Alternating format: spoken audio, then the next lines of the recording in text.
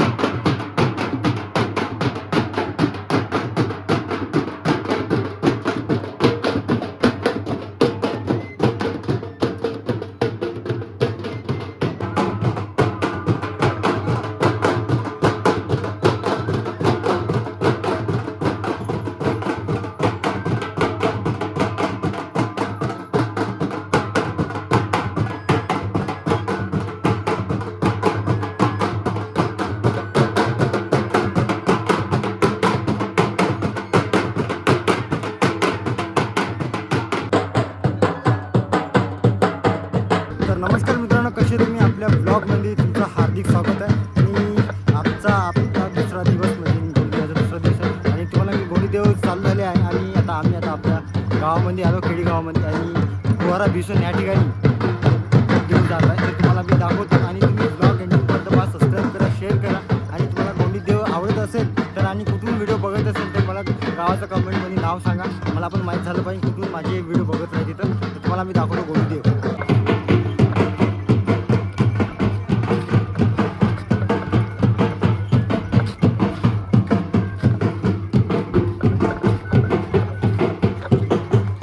तर मित्रांनो, आता शेताच्या शेतामध्ये आलो आणि आपल्यामध्ये फुवारा बसून या ठिकाणी. तर तुम्हाला मी दाखवतो. तर बघू शकता तुम्ही गोंडीदेव सुद्धा आले.